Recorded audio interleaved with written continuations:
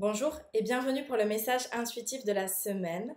Nous sommes le lundi 28 septembre et aujourd'hui nous nous retrouvons pour ce message intuitif. C'est parti.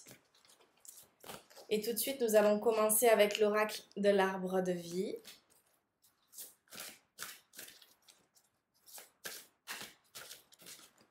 Il y a une première carte qui tombe.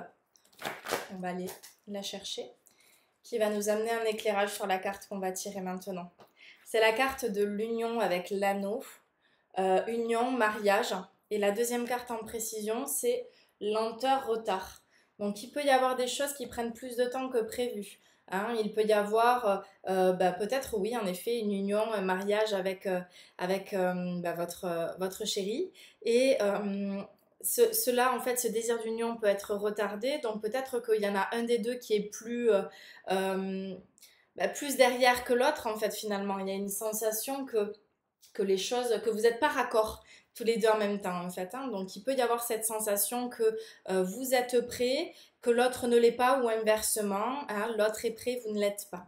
Ça peut également être au niveau professionnel en fait, quelque chose qui doit se concrétiser, un projet qui arrive à maturité, des papiers à signer, un contrat à signer, quelque chose qui se débloque. Donc c'est plutôt une énergie positive en fait, hein, mais il reste encore des attachements.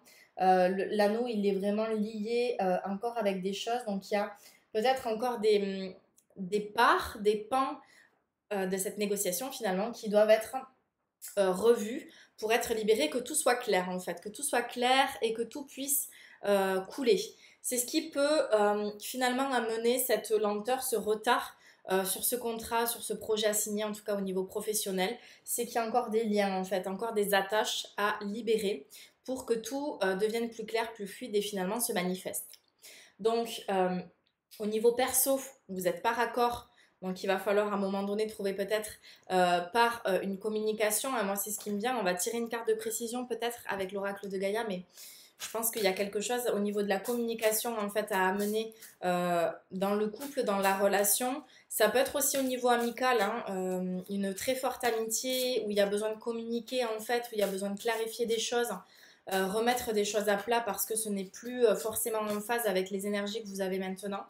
Et donc il y a besoin de communiquer, voilà. Communiquer avec le cœur en fait. Hein. Vraiment, cette carte, c'est la carte du jeu en fait, de l'oracle. C'est la carte du Sacré-Cœur, passion, amour, communion spirituelle.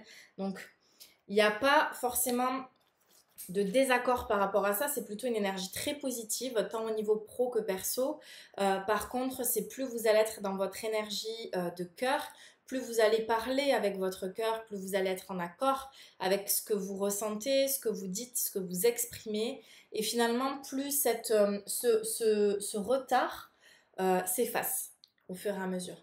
Après, c'est aussi finalement vous écouter parce que par rapport à cette carte du cœur et de l'union, il peut y avoir justement besoin de ce temps, de cette latence qui est nécessaire pour que vous puissiez digérer les choses et aller à votre rythme. Donc finalement, cette carte de l'escargot, elle n'est pas forcément à voir comme quelque chose de négatif, mais plutôt comme la sensation de prendre son temps, d'y aller à son rythme, de ne pas forcer les choses en fait, de ne pas griller les étapes. On va regarder avec la carte suivante et on va prendre l'oracle Féminité sacrée. Le message pour vous maintenant. La carte du jeu toute seule aussi. Et on va regarder tout de suite ce qui sort. C'est la graine de vie. Décidez aujourd'hui de vivre pleinement votre vie, votre incarnation. Donc cette carte, elle représente le premier chakra, Muladhara chakra, le chakra de base, chakra racine au bas de notre colonne vertébrale et qui vient s'enraciner profondément dans la terre et qui nous enracine profondément dans la terre. Cette carte, elle vous relie vraiment à l'énergie de l'incarnation. On a également le serpent puisque finalement l'énergie de création, l'énergie de vie, cette kundalini, elle siège dans le chakra 1 et 2, chakra racine et chakra sacré. Donc il y a vraiment cette énergie qui est latente aussi à ce niveau-là. Et puis ça montre à travers l'énergie de cet oiseau qui a un envol, qui a une élévation en fait à partir du moment où vous vous enracinez, où vous vous ancrez. cette énergie aussi de la fleur de vie. La fleur de vie, c'est de la géométrie sacrée en fait, hein. Et cette fleur de vie, elle vient vous montrer que vous pouvez avoir des bases saines et solides en fait, et que vous pouvez vraiment vous appuyer euh, sur vos valeurs en fait, sur ce que vous sentez juste pour vous. Et prenez votre corps également, parce qu'on parle ici de notre incarnation, vivre pleinement sa vie, vivre pleinement son incarnation, et c'est vivre cela dans le corps en fait, dans le physique.